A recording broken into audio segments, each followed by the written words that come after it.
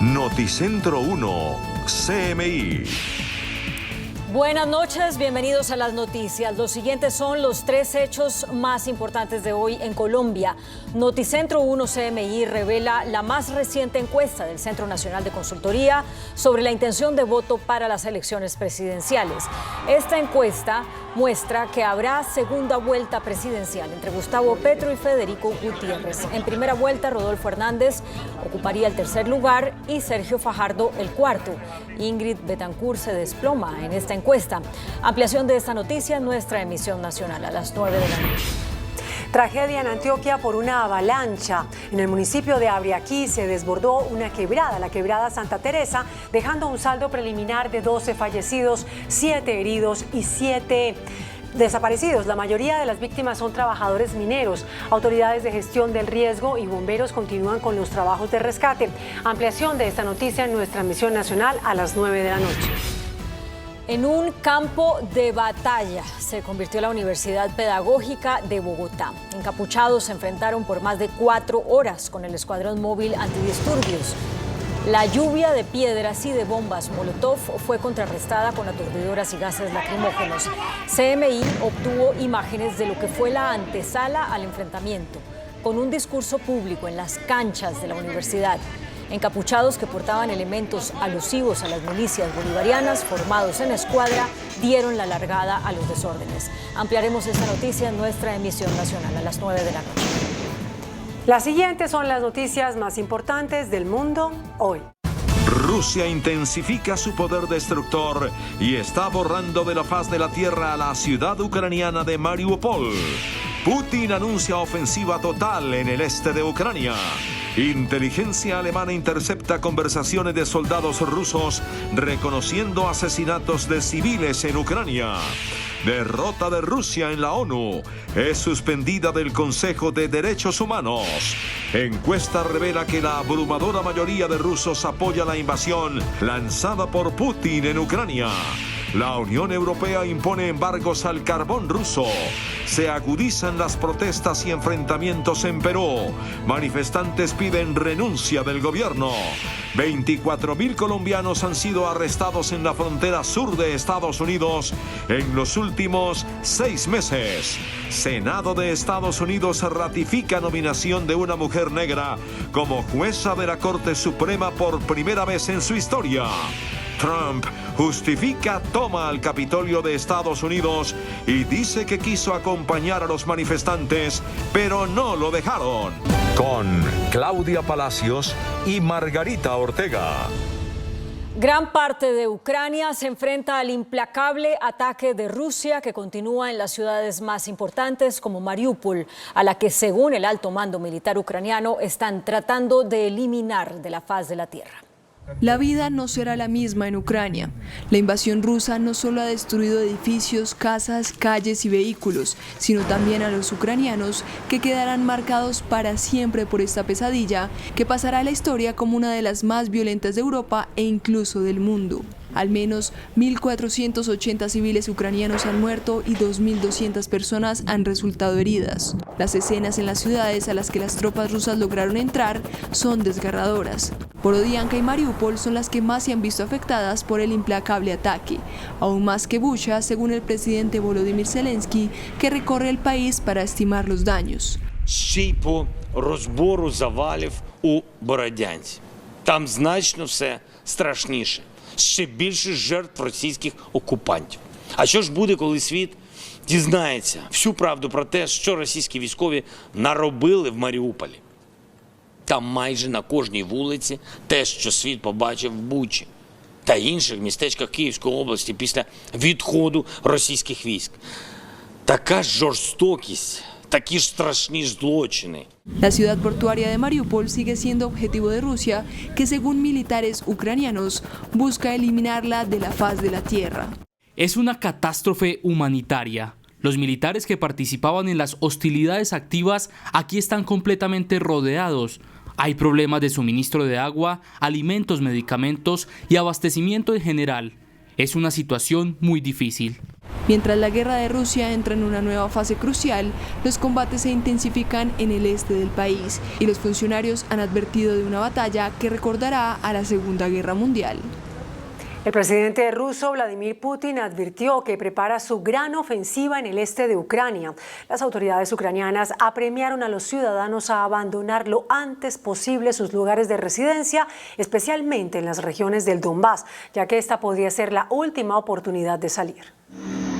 En el día número 43 de la invasión de Rusia a Ucrania, aunque las fuerzas rusas se han retirado de los alrededores de Kiev y de la zona norte, todo parece indicar que se reagrupan para atacar en los próximos días el este de Ucrania, las regiones de Donetsk y Lugansk. Por su parte, las autoridades ucranianas advirtieron a los civiles del este de Ucrania que los días venideros serán su última oportunidad de salir de la región antes de que Rusia lance una ofensiva de envergadura en la zona. Según el gobernador de Lugansk, los próximos días son tal vez la última oportunidad de salir, ya que los rusos están cortando todas las vías posibles de salida. Las autoridades han dicho que más de 1.200 personas fueron evacuadas de Lugansk en las últimas horas, sin embargo el fuego de artillería impidió continuar. Agregaron que toneladas de alimento, medicamentos y productos de higiene serían entregados para quienes no puedan salir. Por su parte, el ministro ucraniano de Relaciones Exteriores, Dmytro Kuleba, manifestó que la batalla por Donbass recordará la Segunda Guerra Mundial con grandes maniobras de operaciones. The battle for Donbass will remind you was Second World War, with large operations, maneuvers, involvement of thousands of tanks, armored vehicles, planes, artillery. This will not be a local operation based on what we see in Russia's preparations to it. El presidente ucraniano Volodymyr Zelensky intensificó los pedidos de sanciones financieras lo suficientemente paralizantes como para obligar a Moscú a poner fin a la guerra. El espionaje alemán interceptó reveladoras conversaciones de soldados rusos en las que admiten las matanzas de civiles en Bucha. A los relatos de los testigos, el trabajo de reporteros sobre el terreno y las imágenes de satélite se suma una nueva prueba de que los soldados rusos que ocuparon la ciudad ucraniana de Bucha cometieron las atrocidades que el mundo descubrió el fin de semana tras la marcha de las tropas del Kremlin. Según el diario alemán Der Spiegel, la agencia de espionaje alemana interceptó y grabó conversaciones entre soldados rusos que demuestran que los asesinatos de civiles formaban parte de la estrategia de guerra. El Servicio Federal de Inteligencia Exterior ha informado al Parlamento alemán de sus hallazgos, que incluyen varias conversaciones en las que los soldados rusos hablan de cómo disparar a civiles. Algunas de ellas se pueden relacionar con casos de personas encontradas muertas en las calles de la ciudad. En una de las grabaciones se oye cómo un soldado habla de que ha disparado a un hombre que iba en bicicleta, que podría corresponderse con uno de los cuerpos hallados en la calle. En otra conversación se escucha a un hombre que afirma que primero se pregunta a los civiles, pero luego se les dispara. Tras la retirada del ejército ruso de la ciudad durante el fin de semana, las autoridades descubrieron al menos una fosa común y los cuerpos de varias decenas de civiles abandonados en las calles. En algunos casos tenían las manos atadas, otros mostraban signos de tortura. Entre las víctimas también había mujeres y niños. La Asamblea General de Naciones Unidas votó a favor de suspender a Rusia de su Consejo de Derechos Humanos por las violaciones, abusos graves y sistemáticos cometidos durante su invasión a Ucrania. Para el gobierno ruso, la decisión es ilegal y tiene una motivación política. Con 93 votos a favor, 24 en contra y 58 abstenciones, se superó la mayoría de 2/3 necesaria para que la Asamblea General de la ONU suspendiera a Rusia del Consejo de Derechos Humanos, compuesto por 47 países elegidos para mandatos de 3 años. Esto debido a las violaciones y abusos graves y sistemáticos a los derechos humanos cometidos durante la invasión rusa a Ucrania, y después de que Estados Unidos solicitó que Rusia fuera despojada de su asiento de este importante órgano de la ONU. This is an important and historic moment. Countries from around the globe have voted to suspend Russia from the UN Human Rights Council for its gross and systematic violations of human rights. Ucrania celebró la medida y afirmó que a los criminales de guerra no les cabe estar representados en este consejo. We will improve the quality of the Human Rights Council and we will allow the Human Rights Council to remain an important platform to advance human rights across the globe. Moscú cuestionó la decisión y aseguró que es ilegal y tiene una motivación política, mientras rechazaron su implicación en la masacre de Bucha. Well, it's not a conspiracy actually, it's a bold fake. It's a bold fake and we've been speaking about that for a couple of days. But no one would listen to us. Naciones latinoamericanas como Argentina, Chile, Colombia, Perú o Uruguay apoyaron la suspensión de Rusia, mientras que México se unió al bloque de naciones que se abstuvieron. El secretario de Estado de Estados Unidos, Anthony Blinken, entre tanto, advirtió que es probable que las fuerzas rusas estén cometiendo nuevas atrocidades en Ucrania y aseguró que los responsables de la matanza en Bucha tendrán que rendir cuentas ante la justicia. No importa el tiempo que tome recopilar las pruebas para construir un caso.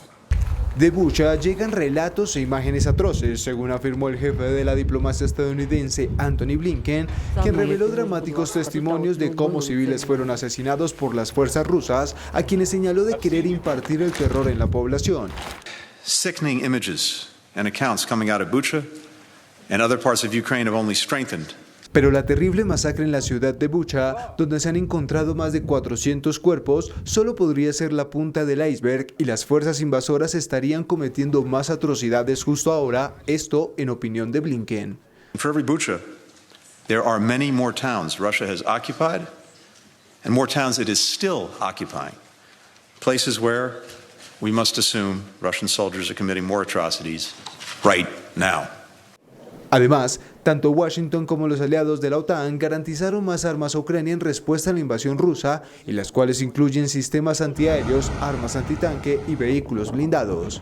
The participation of all of these allies and partners highlights the remarkably broad coalition of countries from around the world that are united in standing with Ukraine and against the Russian government's aggression. Countries that recognize Moscow isn't just attacking one country, but the entire international rules-based order.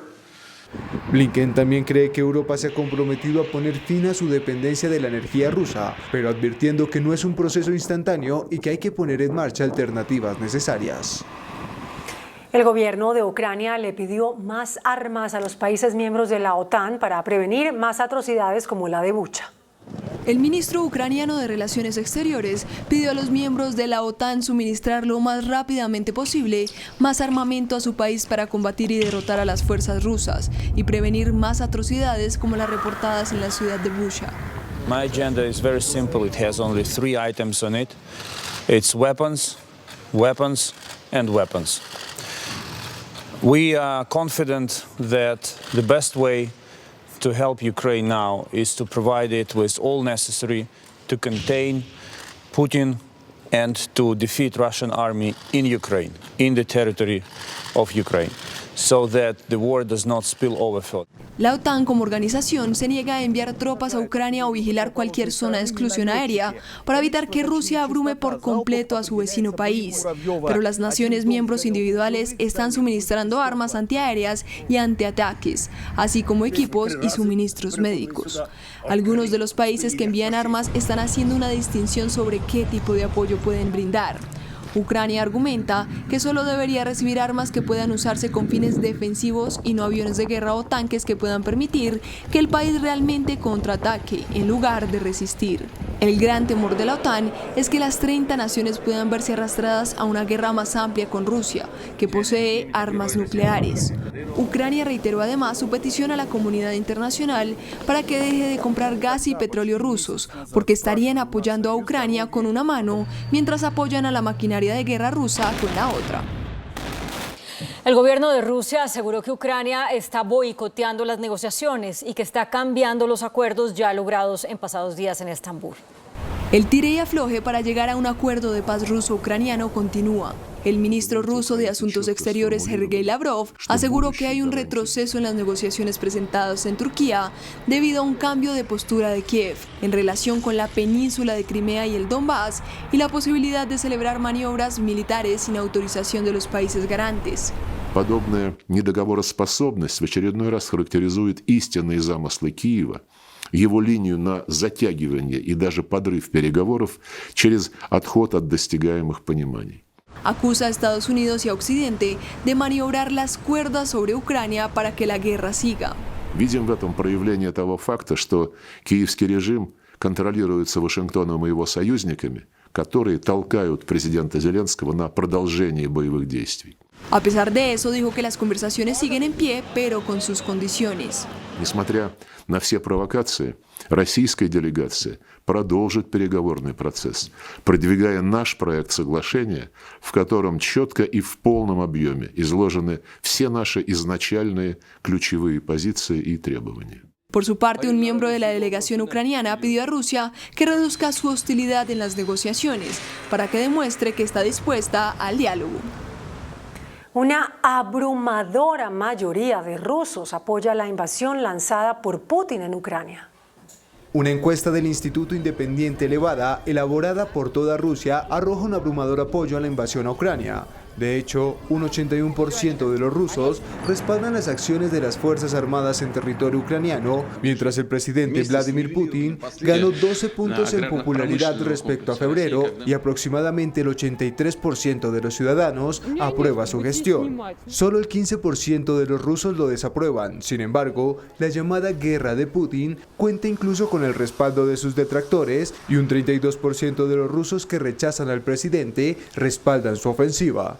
Aunque Rusia castiga con 15 años de cárcel a aquel que desacredite la labor de las Fuerzas Armadas rusas en Ucrania, estos porcentajes no son una maquinación de las fábricas de propaganda del Kremlin, sino de un reputado centro de estudios sociológicos independiente acusado de ser un agente extranjero por las autoridades rusas.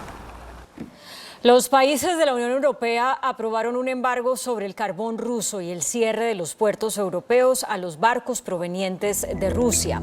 Esto como parte de la quinta ola de sanciones contra Moscú por la invasión de Ucrania o a Ucrania, entre las que también se encuentran la restricción de las exportaciones de bienes de tecnología y las actividades de los bancos rusos en los 27 países miembros del bloque comunitario.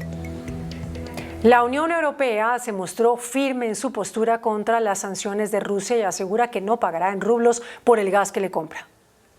Luego de que Rusia anunciara que todos los pagos por sus productos y servicios deberían ser pagados por los diferentes países del mundo en su moneda, como medida para evitar una nueva quiebra, y que además cortaría el suministro de gas si los compradores no aceptan las nuevas condiciones, la Unión Europea aseguró que no cederá a la exigencia de Vladimir Putin de pagar el suministro de energía en rublos. Important is how the contracts are. And the contracts are very clear. The contracts say the payment has to be either in euros, here for example in the European Union, or in dollars. Von der Leyen agregó que está estudiando el decreto del presidente ruso que exige que los pagos sean en la moneda rusa y afirmó que la Unión Europea tendrá una postura común en ese asunto. Right now we are looking very intensively at the decree, but at first sight it is very clear that we stick to the contracts, and this recommends and is laid out very clearly that the payments will be in euros and in dollars and not in rubles. El decreto dice que los países compradores deberán disponer de cuentas en rublos en los bancos rusos. Al menos 5 personas muertas y más de 15 heridas han dejado ya las violentas protestas en Perú. Los manifestantes piden la renuncia del presidente Pedro Castillo y el cierre del Congreso. Continúan las fuertes protestas en Perú. Dirigentes del sector de transportistas del país pidieron al presidente Pedro Castillo que renuncie al cargo durante su participación en la sesión descentralizada del Consejo de Ministros que se realiza en Huancayo.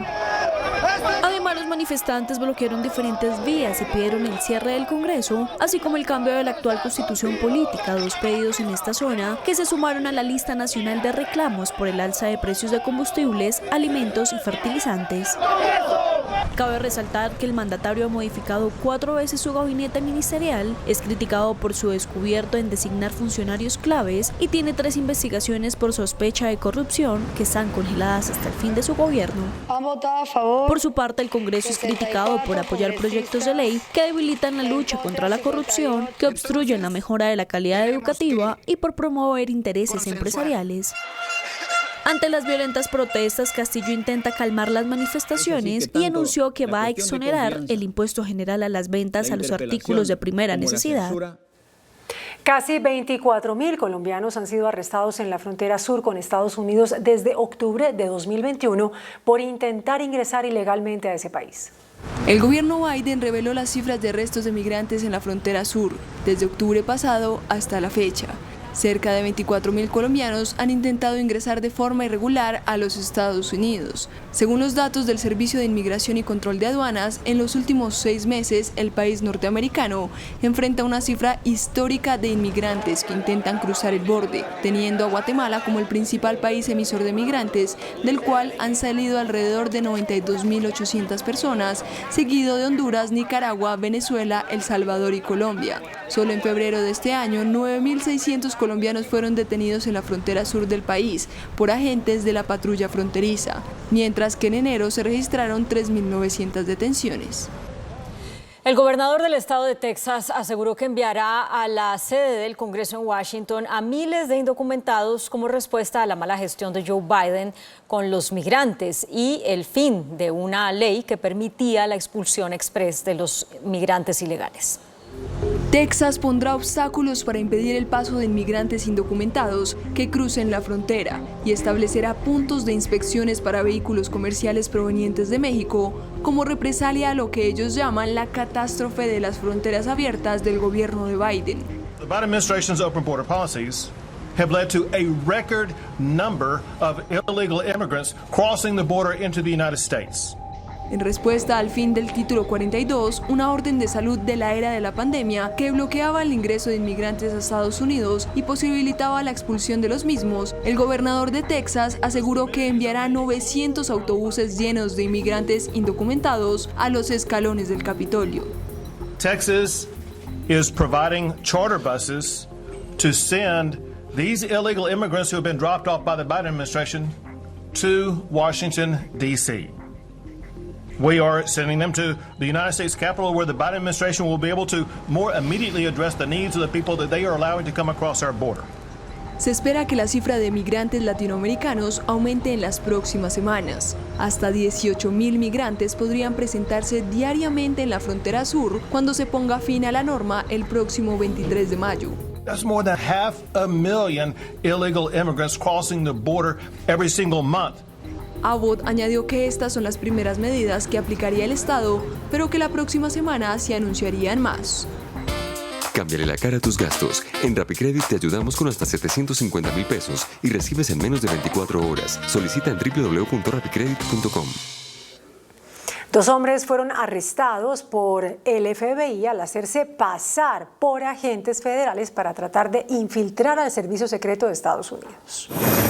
El Servicio Secreto de Estados Unidos, que protege al presidente Joe Biden, aseguró que suspendió a varios agentes debido a su relación con 2 hombres detenidos por hacerse pasar por funcionarios federales.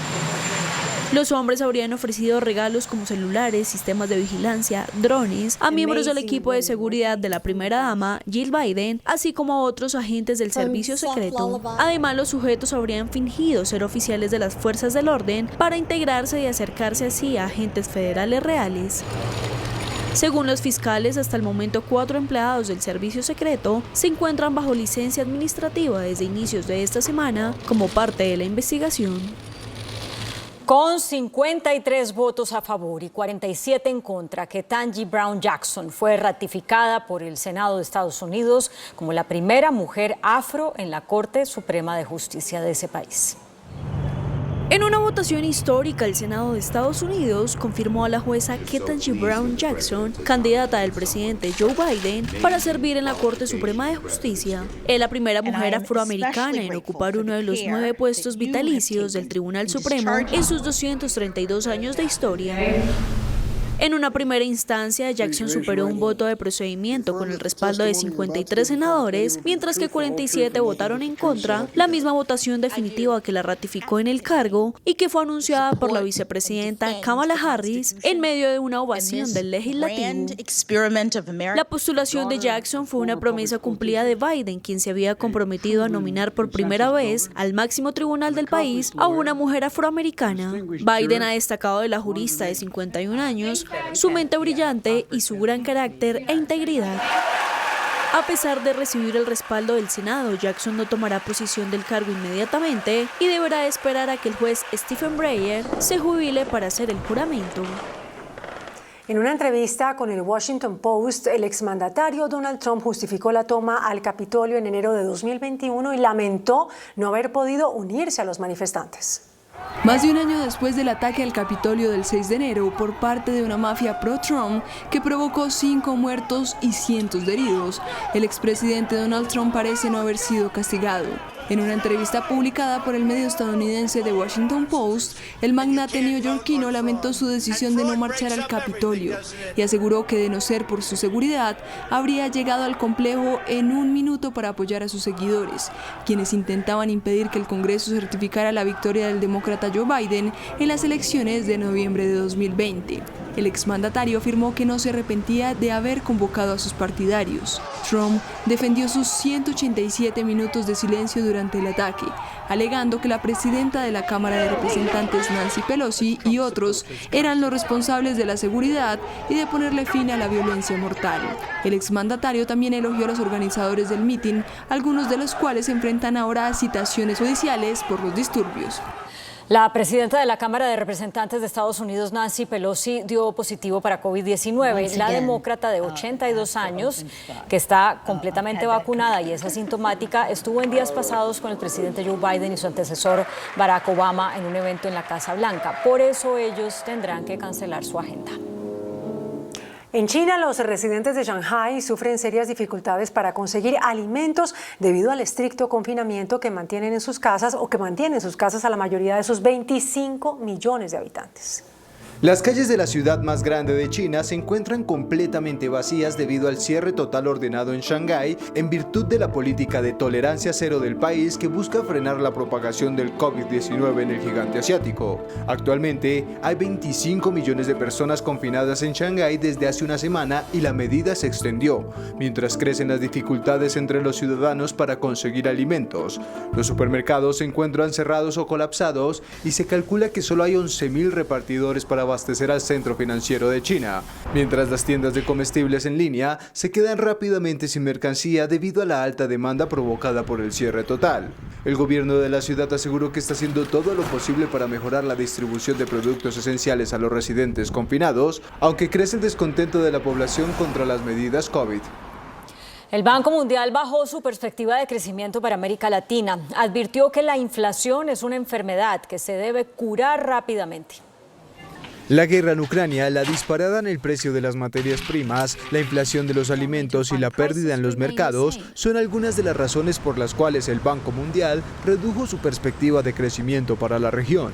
Además, aunque los aumentos proyectados para el Producto Interno Bruto latinoamericano permitirán a la mayoría de los países de la región recuperar parte de las pérdidas que dejó la pandemia, el porcentaje sigue siendo muy bajo, tanto así que si se confirman esas cifras al finalizar 2022, el crecimiento estaría entre los más bajos del mundo. De hecho, para el banco, las tasas de crecimiento aún son insuficientes para avanzar en la lucha contra la pobreza en la región latinoamericana. Sin embargo, en el caso de Colombia, el Banco Mundial prevé que el país crecerá 4,4%, que pese a no ser el ideal, sí será el tercer mayor nivel de crecimiento de toda la región, solo por debajo de Panamá y República Dominicana.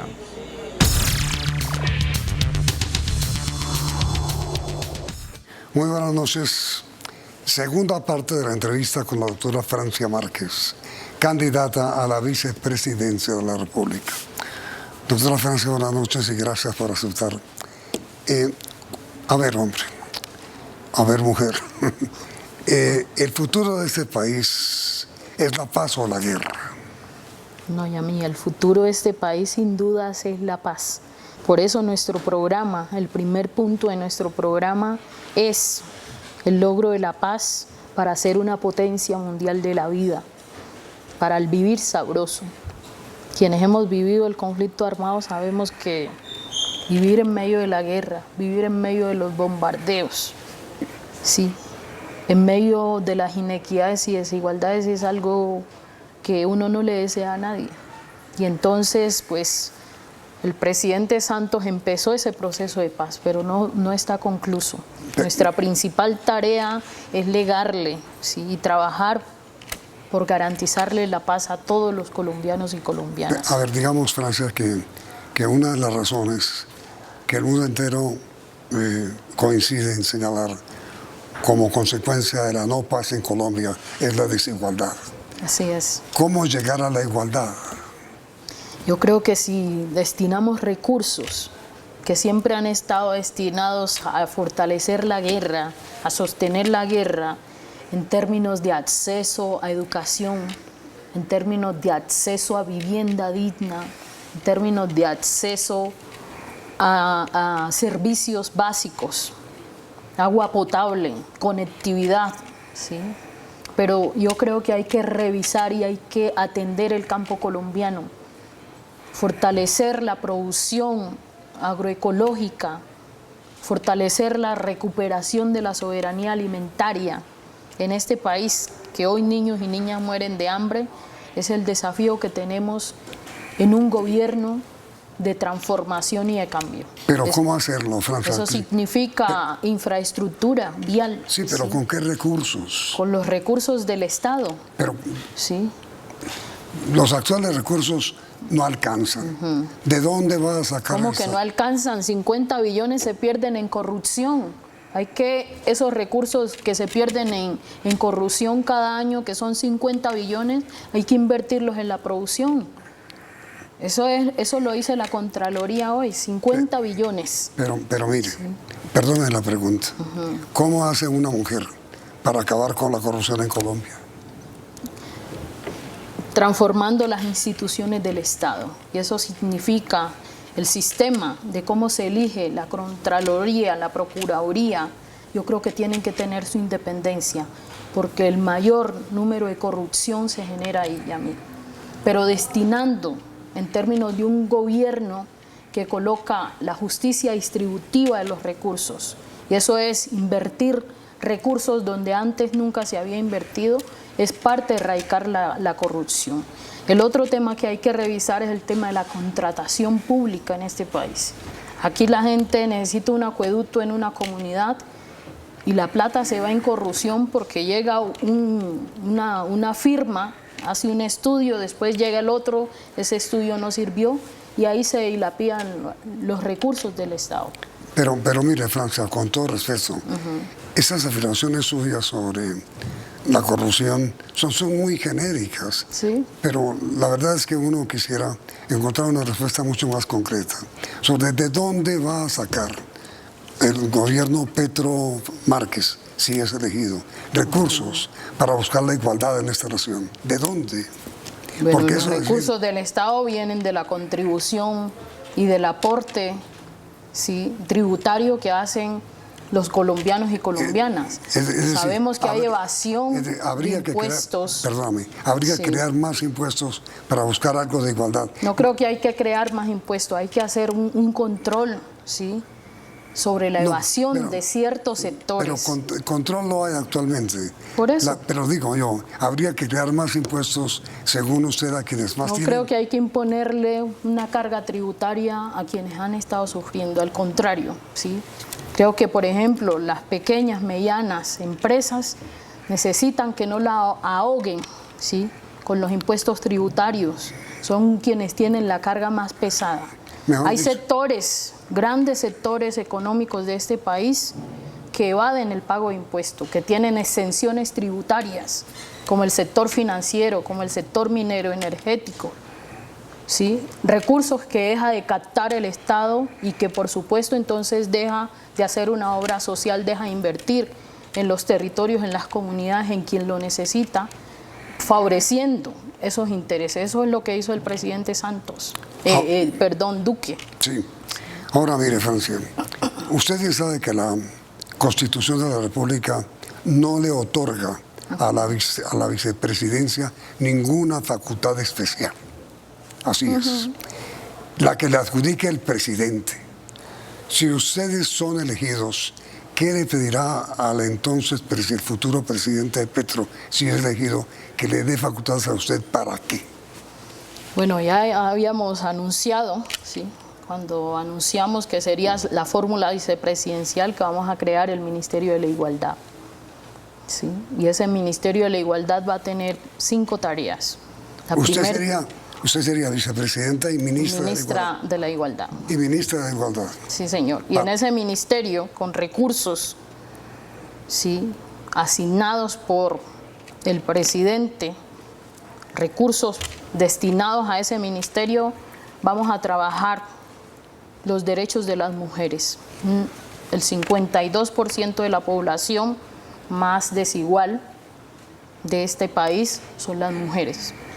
Entonces, enfocar nuestra política en términos de generar economías para la mujer, y esto implica un debate sobre la tenencia de la tierra, que empezó con el acuerdo de paz, donde se establecieron 2 millones de hectáreas de tierra para cerrar las brechas de inequidad, pero que este gobierno no lo hizo. Hablemos sobre eso.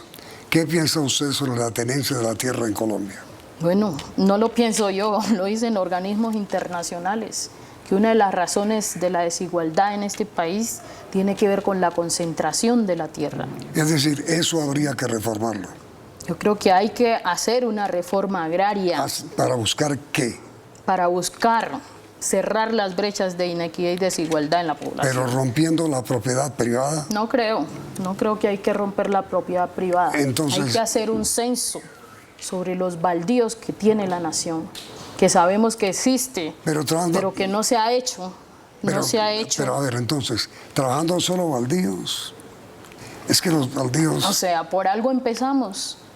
Si empezamos a revisar cuántas tierras tiene la nación y empezamos a destinar esos territorios donde sea posible producir a mujeres campesinas, a mamás cabezas de familia, a víctimas del conflicto armado, con condiciones de infraestructura, con condiciones de apoyo técnico, de apoyo de créditos, yo creo que ahí hay posibilidades de generar una economía que beneficie a los hogares colombianos, que beneficie a las familias de este país. Pero no está usted hablando de expropiación de tierra, de expropiación de la propiedad privada. Bueno, los que nos han expropiado han sido quienes han ocupado el Estado. Por eso, pero no es propósito suyo, del nuevo gobierno. Para nada, ni mío ni de Petro, ni de Gustavo Petro. Petro tampoco ha hablado de expropiación. Sí. Quienes se han inventado el fantasma de la expropiación han sido quienes efectivamente nos han expropiado no solamente tierras, ¿sí?, a muchas víctimas de este país, sino nuestra dignidad, nuestras condiciones y posibilidades de vivir digna. Aquí nos han expropiado las posibilidades de tener educación, las posibilidades de tener salud, las posibilidades de vivir con bienestar social. Aquí han quebrado sectores económicos, la industria nacional se quebró aquí y no le llaman expropiación, pero ¿cómo se traduce eso? Cuando la gente pierde sus propios emprendimientos, sus propias economías, sus propias propiedades, ¿sí? Porque si aquí le han expropiado las viviendas a la gente, y eso no ha sido Petro ni yo. ¿Sí? Cuando alguien se esfuerza, una familia de clase media se esfuerza por tener una vivienda y el banco viene y lo expropia, entonces eso sí es bueno. No, aquí tenemos que hacer una política de protección a la familia y sobre todo a las familias que, como las mías, a las mujeres les toca solas.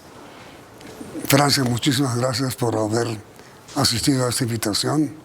Si el tiempo se nos agotó, habrá ocasión para volver a invitar para que siga exponiendo sus ideas, ¿te parece? Bueno, muchas gracias a usted y bueno, Colombia, este es nuestro momento del cambio.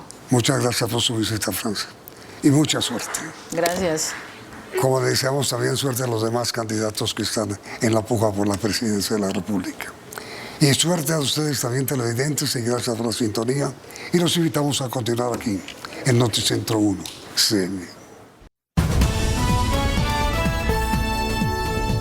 Noticentro 1, CMI. Última encuesta. Petro gana en primera vuelta, pero hay empate técnico con Fico Gutiérrez en la segunda. Centro Nacional de Consultoría revela que Petro gana entre jóvenes y Fico entre mayores de 50. Hernández aparece tercero y Sergio Fajardo en cuarto lugar. Ingrid se desploma. Registraduría anuncia sorteo para nuevos jurados de votación. Desastre por avalancha en Abriaquí, al occidente de Antioquia. 12 personas murieron. Ataca el invierno en todo el país. 202 emergencias. Decenas de familias damnificadas en Puerto Asís por desbordamiento de varias quebradas. Alcalde de Quibdó urge ayuda para enfrentar crisis por homicidios y reclutamiento de jóvenes. Matos se declara culpable de 2 delitos. Desmayo en plena audiencia. Exministras Gina Parodi y Cecilia Álvarez exoneradas por la Procuraduría. Disturbios en la pedagógica. Aparecen banderas de milicias bolivarianas. En Veras denuncian barbarie. Alcaldía los acusa de instrumentalizar a los niños y los denuncia en fiscalía. Hoy, Día de la Salud. Federación Médica pide profunda reforma al sistema. Disparada venta de vehículos híbridos y eléctricos en el país. Con Claudia Palacios y Margarita Ortega. Iniciamos nuestra segunda hora de noticias. Noticentro 1 CMI revela la más reciente encuesta del Centro Nacional de Consultoría sobre la intención de voto a la presidencia de la República. El sondeo revela que habrá segunda vuelta presidencial entre Gustavo Petro y Federico Gutiérrez y que en primera vuelta Rodolfo Hernández ocuparía el tercer lugar y Sergio Fajardo el cuarto. Ingrid Betancourt se desploma en esta encuesta.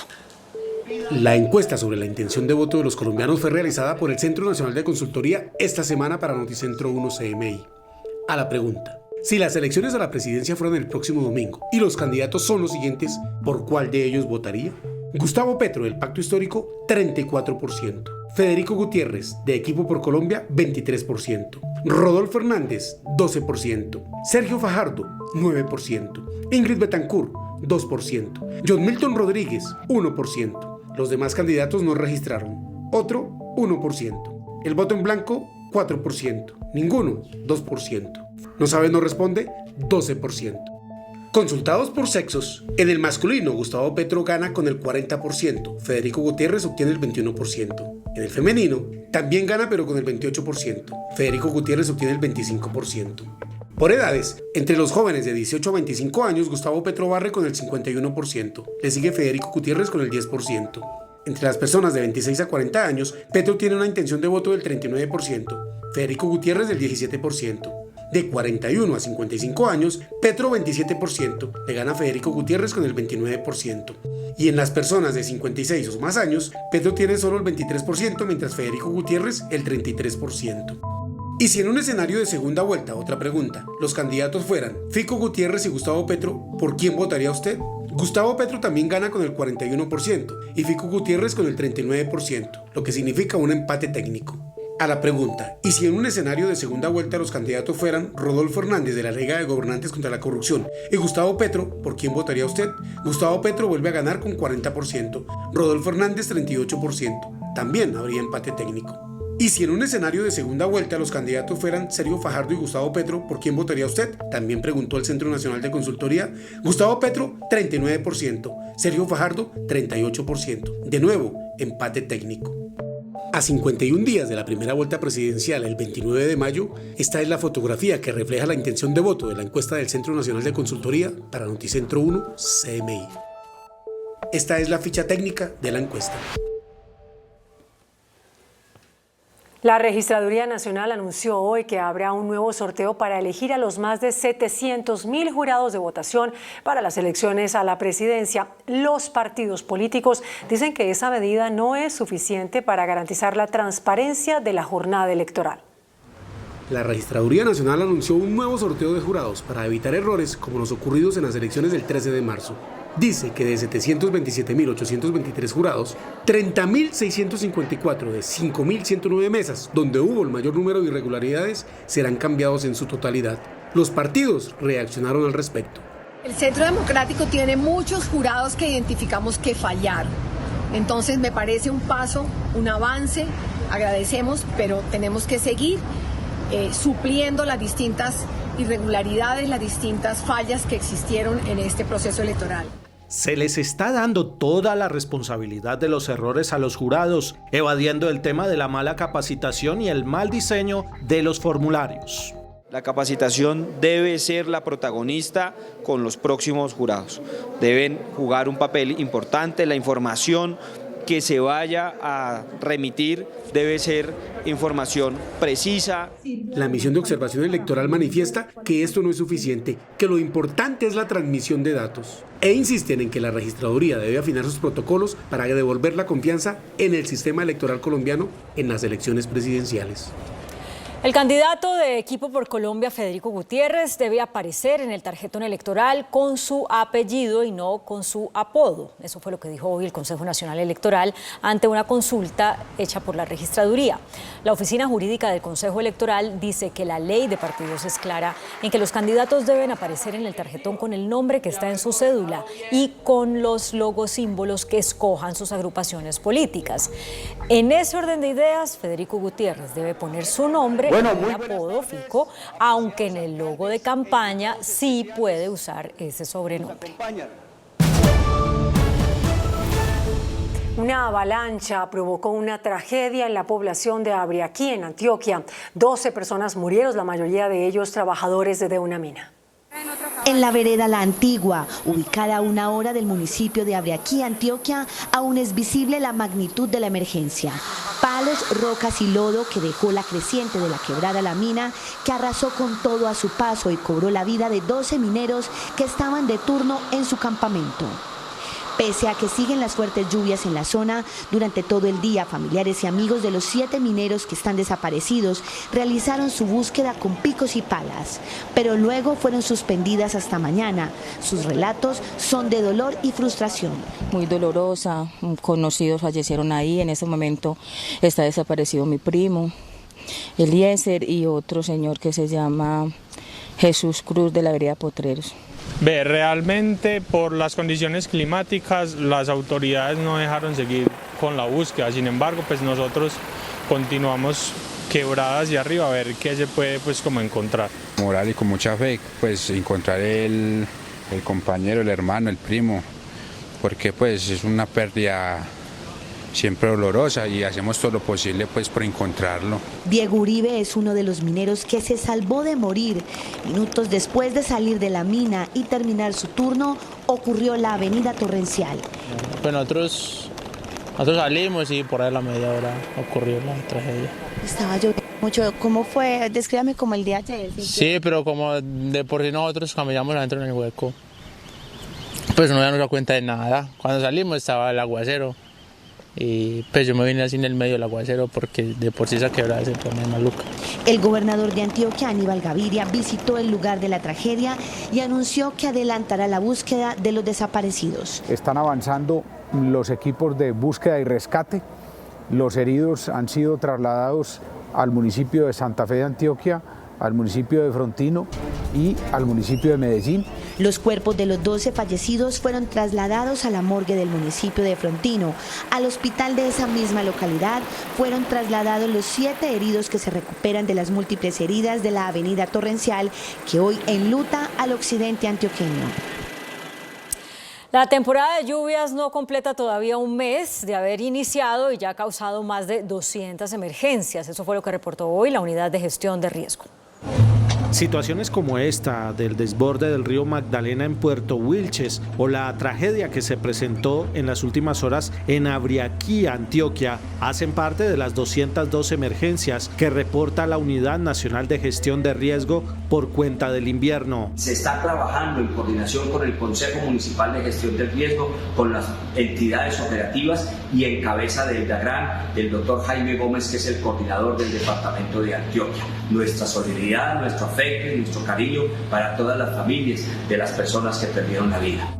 En menos de un mes de fuertes lluvias, Gestión de Riesgo reporta 212 emergencias con 131 municipios afectados en 17 departamentos y más de 9.000 personas damnificadas. Y es que sí, en diferentes regiones del país el invierno sigue provocando emergencias por desbordamiento de ríos y derrumbes. Prácticamente lo perdieron todo. 400 familias que habitaban la vereda La Alianza, corregimiento de Quilcacé, municipio de El Tambo, luego de que el desbordamiento de la quebrada Managüey afectara 120 viviendas, cultivos y la escuela de la localidad.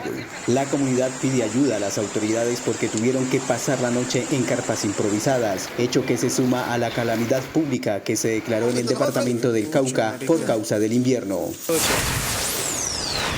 En el departamento de Nariño, la primera temporada de lluvias ha dejado importantes pérdidas que hasta el momento suma más de 1.000 familias afectadas en barrios y veredas de Barbacoas, que desde la madrugada evacuaron sus viviendas en respuesta a la alerta temprana que se dio. En Barbacoas, zonas de injerencia del río Telembí, varias viviendas resultaron afectadas por el crecimiento del cauce sin que se reporten víctimas fatales. Puerto Wilches fue declarado por las autoridades locales y departamentales en alerta roja. En imágenes aéreas se observa la afectación en cerca de 200 hectáreas en cultivos de palma. Algunas viviendas fueron inundadas por las aguas del río Magdalena.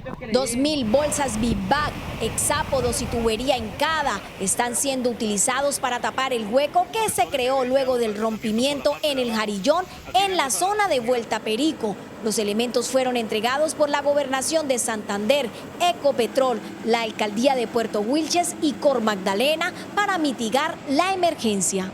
Hasta el momento, la fase de estabilización en el dique avanzan y esperan las autoridades terminar los trabajos de mantenimiento este viernes. Por decreto de Envías en cierre total indefinido, permanecerá la vía Curuz-Málaga en Santander tras la caída de gran parte de su carretera por el invierno. En total, son 13 los municipios de la provincia de Málaga en Santander que están afectados por este cierre desde hace 5 días. Y ante la inclemencia del invierno, los trabajos de remoción de más de 200 toneladas de piedra y lodo se han visto retrasados. Más de 500 familias quedaron damnificadas por inundaciones debido a las fuertes lluvias en Puerto Asís, Putumayo. Habitantes de 7 barrios y 3 veredas de Puerto Asís, Putumayo están en medio de una inundación por el desbordamiento de una quebrada a causa de las fuertes lluvias. Además de esta emergencia, tienen una preocupación mayor por el crecimiento del río Putumayo que bordea el municipio. Hoy tenemos la atención de estas inundaciones de esta madrugada, pero estoy convencido que a partir de la fecha tendremos que empezar a evitar de que ese río Putumayo y sus afluentes le quiten la vida a mis ciudadanos. Frente al río es necesaria una gran obra de mitigación del riesgo. Necesitamos el apoyo del gobierno nacional, necesitamos el apoyo de la empresa privada, necesitamos el apoyo de todas las asociaciones y fundaciones y las diferentes empresas para poder ayudar a estas comunidades. En todo el municipio fue declarada la alerta amarilla. En varias regiones del país el volumen de lluvia sobrepasa en un 30% los niveles normales para esta época, según el IDEAM.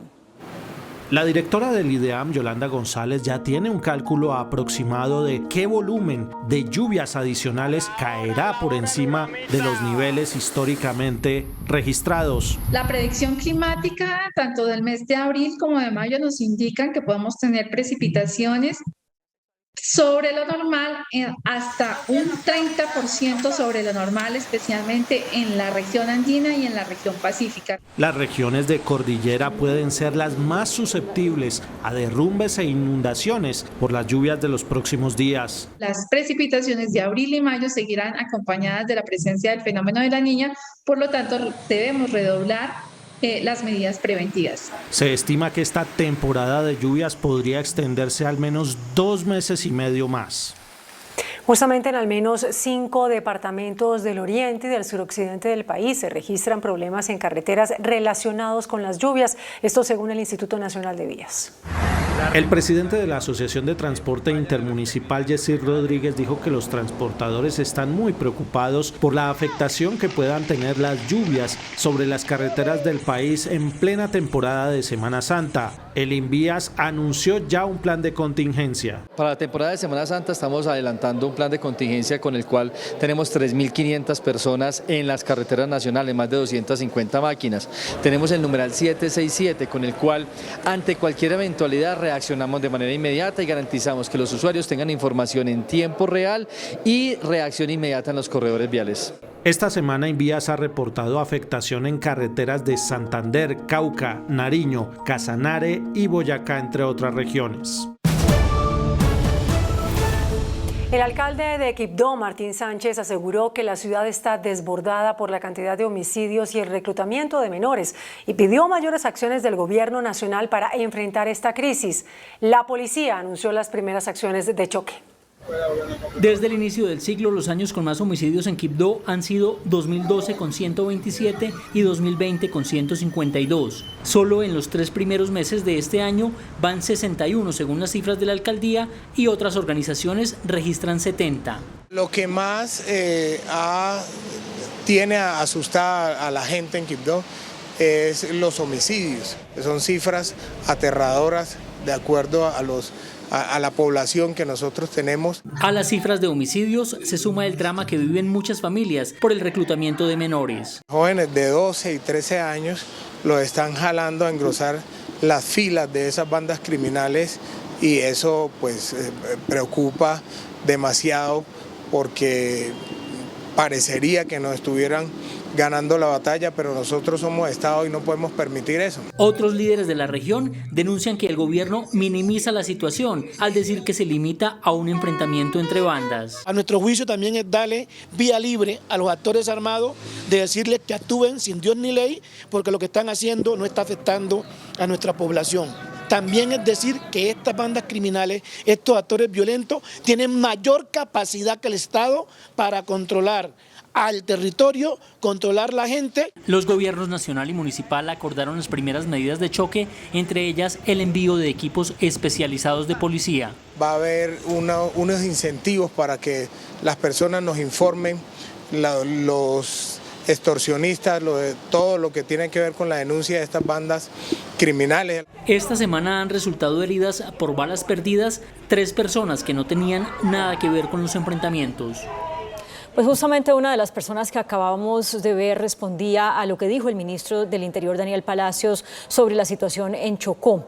Aseguró que los muertos son por disputas entre bandas delincuenciales y advirtió que el gobierno ha hecho lo necesario para enfrentar la violencia, al tiempo que cuestionó al alcalde de Quibdó. El ministro del Interior, Daniel Palacios, defendió el papel del Estado en la escalada de violencia que vive en Quibdó y el Chocó. Dijo que hay presencia gubernamental y que todo obedece a un enfrentamiento entre las bandas delincuenciales, el Clan del Golfo y el grupo criminal organizado conocido como Los Mexicanos, los únicos responsables de estas muertes. Que los muertos, los asesinatos que se han presentado en Quibdó no son culpa del gobierno nacional, son culpa de las organizaciones criminales que pretenden a través de esos enfrentamientos generar homicidios y asesinar a miembros inclusive de sus mismas estructuras. Sostuvo que por la seguridad de la región deben responder todas las instancias. Pero lo que no puede seguir haciendo carrera en el país es que cuando hay algún fracaso en materia de seguridad es responsabilidad del gobierno nacional y cuando hay resultados es por la gran gestión de los alcaldes. Aquí la seguridad solamente se trabaja en conjunto y al alcalde de Quibdó se le han brindado las herramientas, se le ha brindado el apoyo por parte de la Policía Nacional. Las declaraciones fueron dadas en desarrollo de la 13ª cumbre de Ameripol, la comunidad de cuerpos de policía de América Latina. El empresario Carlos Matos se declaró culpable por 2 delitos dentro del denominado caso Hyundai. La Fiscalía pidió de 6 a 8 años de cárcel para este empresario. El empresario Carlos Matos aceptó su culpabilidad por los sobornos entregados a funcionarios judiciales para beneficiar a la firma Hyundai Colombia en una tutela. Finalmente, Matos será condenado solo por 2 de los 4 delitos que le habían sido imputados inicialmente cuando fue extraditado desde España. Me acojo al mecanismo de terminación anticipada del proceso a través de la figura jurídica del allanamiento a cargos frente a los delitos de cohecho y daño informático. Pese a esta confesión, la Fiscalía pidió entre 6 y 8 años de cárcel para el empresario, por lo que este sufrió lo que pareció un desmayo en plena audiencia. Un segundo que le doy aquí al señor Matos. La defensa de Carlos Matos calificó el monto de la pena solicitado por la Fiscalía como una persecución desproporcionada. El próximo 22 de abril, el juez dará a conocer el monto de la pena que deberá pagar Carlos Matos por este caso de corrupción. La Procuraduría exoneró de responsabilidad a las exministras de Transporte y Educación Cecilia Álvarez y Gina Parodi, quienes estaban siendo investigadas disciplinariamente por el caso Odebrecht. El Ministerio Público no encontró pruebas que las vincularan con un conflicto de intereses por la participación de ambas en los documentos COMPES relacionados con el proyecto Ruta del Sol 2 y el plan para recuperar la navegabilidad del río Magdalena, en los que participó Odebrecht. 222 procesos quedan pendientes en Colombia contra Dairo Antonio Úsuga, alias Otoniel. La Corte Suprema de Justicia reveló las pruebas por las que lo procesará la justicia de Estados Unidos. El ex líder del Clan del Golfo deberá regresar a Colombia cuando purgue la condena en Estados Unidos. Tiene 222 procesos pendientes en Colombia, 138 de ellos activos y 84 inactivos. 20 de ellos guardan relación con su futura extradición. Las Cortes de Texas y Nueva York tienen pruebas de 20 años del rastro de la cocaína producida por Otoniel, con registros de sus envíos por rutas marítimas entre 2002 y octubre de 2021, que permearon 3 países suramericanos y 6 centroamericanos antes de su destino final. Entre los más de 15 testigos, uno llevó la contabilidad de 35 cargamentos con 57 toneladas de coca y otro habló del cobro de $500 por kilo. Otoniel cobraba impuestos a los narcotraficantes que usaban sus rutas de entre el 10% y el 15% por cargamento. También ordenó numerosas muertes para quienes cooperaran con la DEA. Allá en Estados Unidos va a tener la oportunidad de declarar y de rendir las versiones necesarias para estar cerca a la reparación desde el punto de vista del reconocimiento de la verdad por parte de las víctimas. El presidente Iván Duque anunció que tras la autorización de la Corte Suprema extraditará sin demoras a alias Otoniel, a quien llamó sabandija y rata de alcantarilla. Para el presidente Iván Duque, la decisión de la Corte Suprema de Justicia de autorizar la extradición de alias Otoniel demuestra que el Estado colombiano está unido en la lucha contra la delincuencia y anunció que muy pronto entregará a la justicia de los Estados Unidos al jefe del Cartel del Golfo, a quien definió con duros términos. Ya con este trámite surtido, ahora lo que viene es la firma por parte nuestra y a partir de ese momento hay un espacio de unos días que se tienen que cumplir conforme a la ley, pero la idea es clara y es también incontrovertible. Ese delincuente, ese bandido, esa sabandija, esa rata de alcantarilla, la vamos a extraditar a la mayor brevedad. El jefe de Estado advirtió que aunque se vaya en extradición, alias Otoniel tendrá que seguir atendiendo requerimientos de la justicia colombiana y volver cuando pague sus penas en Estados Unidos. Él estará cumpliendo sus penas de narcotráfico y tendrá que seguir colaborando con las autoridades colombianas cuando sea requerido. En esa cooperación también ha funcionado la justicia de los Estados Unidos con la justicia colombiana. Pero lo otro que es muy importante es que una vez cumpla sus delitos por narcotráfico, tendrán que venir aquí a Colombia a pagar por los delitos que ha cometido en nuestro país. Duque aseguró que el caso de Otoniel es una clara demostración de que en Colombia los delincuentes no tienen protección ni refugio. Poco a poco regresa la normalidad al sector de la Avenida Chile, al norte de Bogotá, escenario en las últimas horas de fuertes enfrentamientos entre estudiantes de la Universidad Pedagógica y el Escuadrón Móvil Antidisturbios de la Policía. En un campo de batalla se convirtió la Universidad Pedagógica.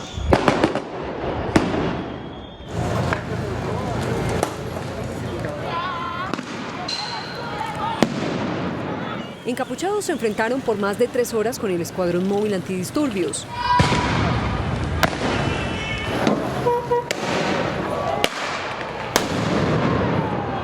CMI conoció imágenes de lo que fue la antesala al enfrentamiento, con un discurso público en las canchas de la universidad y enfrente de los estudiantes, cerca de 15 encapuchados, formados en escuadra y portando elementos alusivos a las milicias bolivarianas, dieron la largada a los desórdenes. Nosotros somos FAREP, Marquetalia, solo hay una.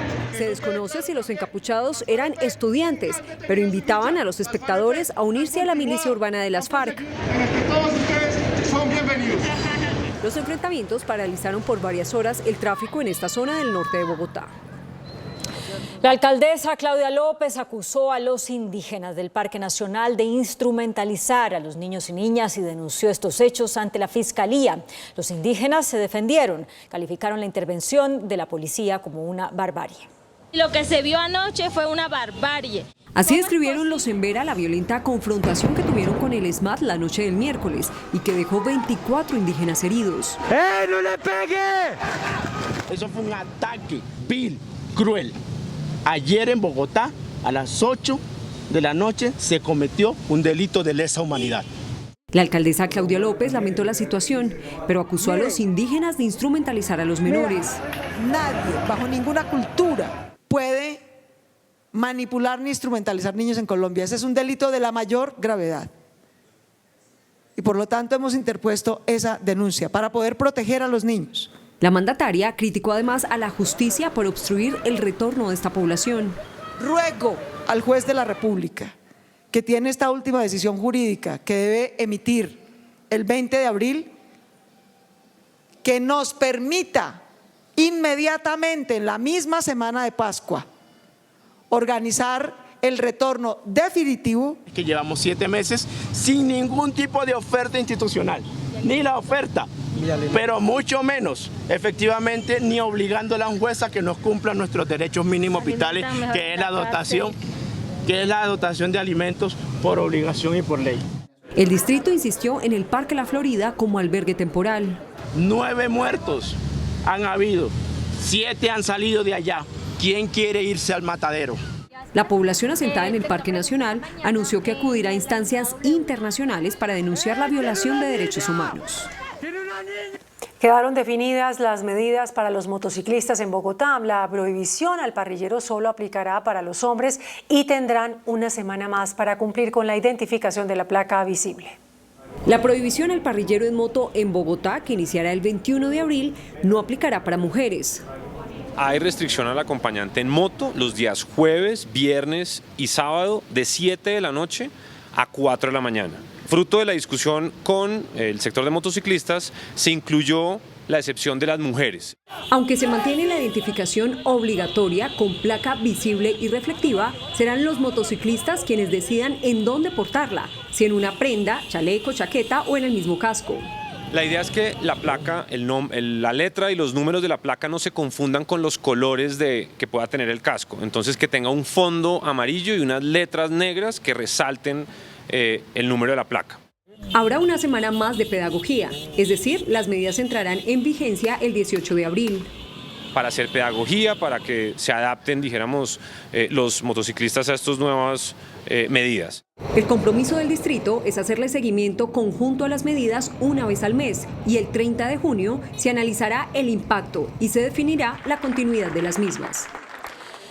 La canciller Marta Lucía Ramírez convocó a la Comisión Asesora de Relaciones Exteriores para una sesión informativa que realizará 13 días antes del fallo que producirá la Corte Internacional de Justicia de La Haya sobre una demanda de Nicaragua contra Colombia por posible incumplimiento de un fallo de ese tribunal. De la comisión hacen parte los expresidentes de la República y representantes del Congreso Nacional. La Cancillería no informó cuáles exmandatarios confirmaron su participación.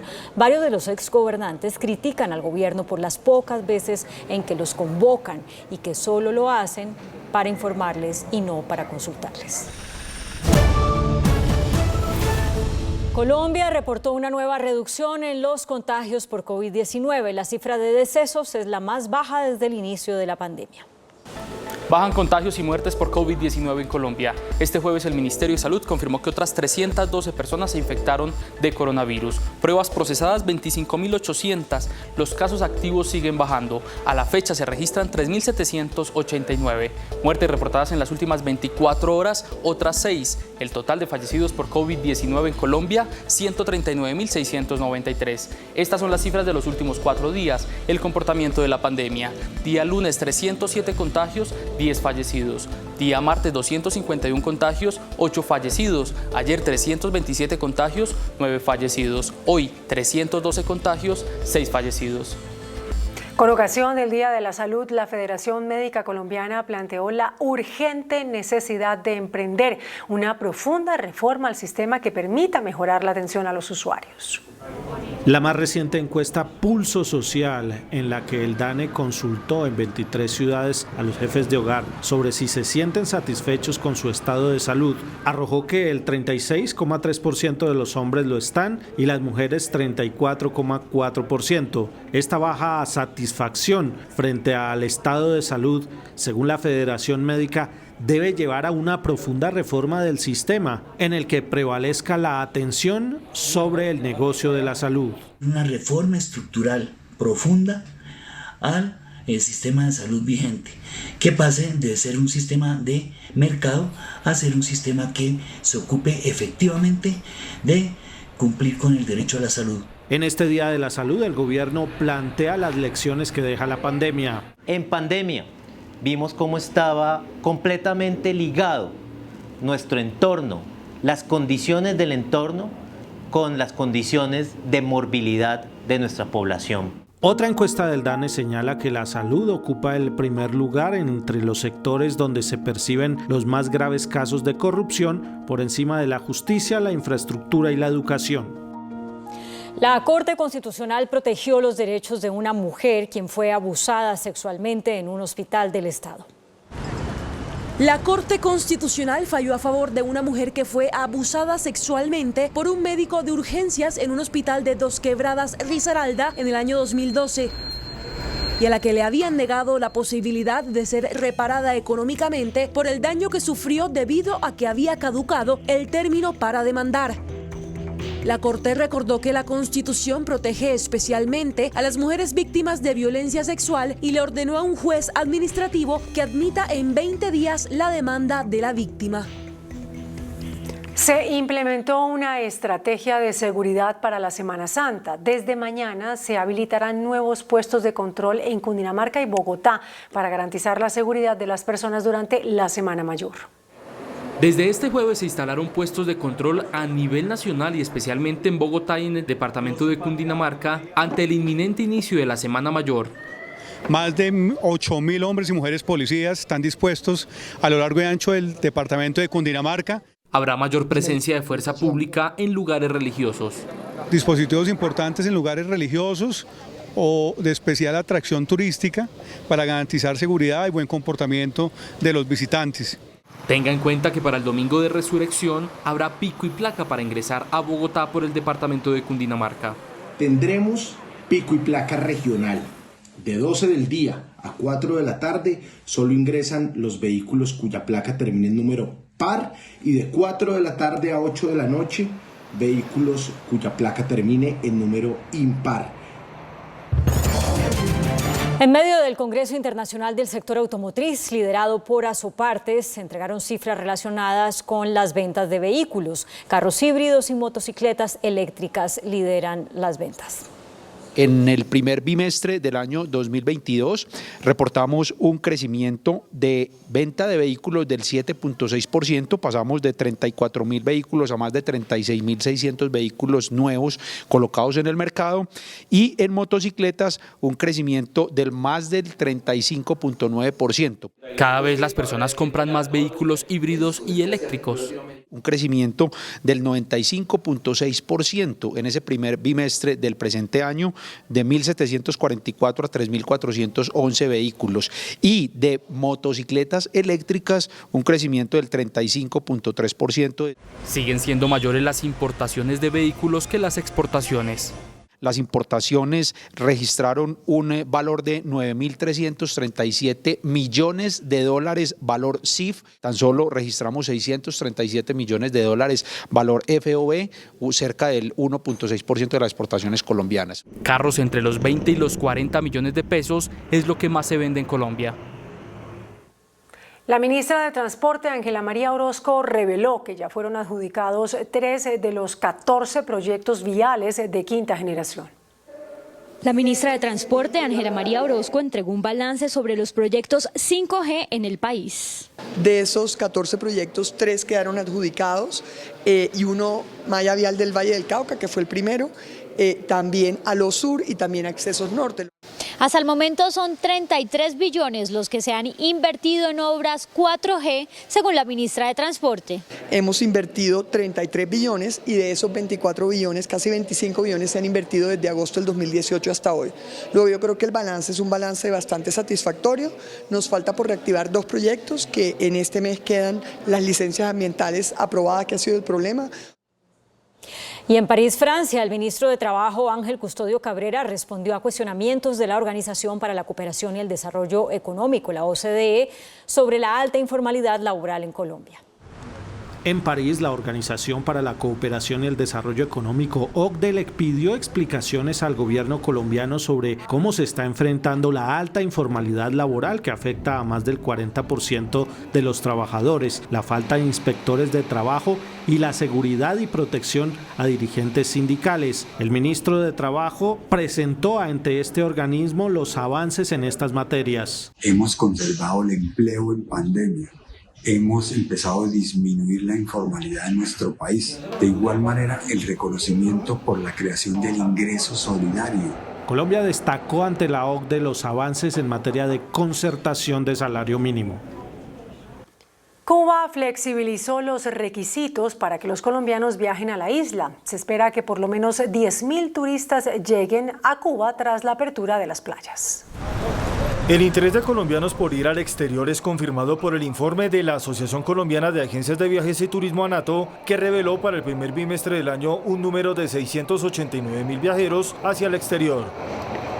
Esto representa una reactivación del 95% del turismo a destinos como República Dominicana, México, Chile, España y Estados Unidos. A ello se suma Cuba, que anunció la reapertura de al menos 7 playas y la flexibilización a las medidas impuestas durante la pandemia. Se espera una llegada de al menos 10.000 turistas colombianos que fortalecerán la movilización de viajeros entre ambos países.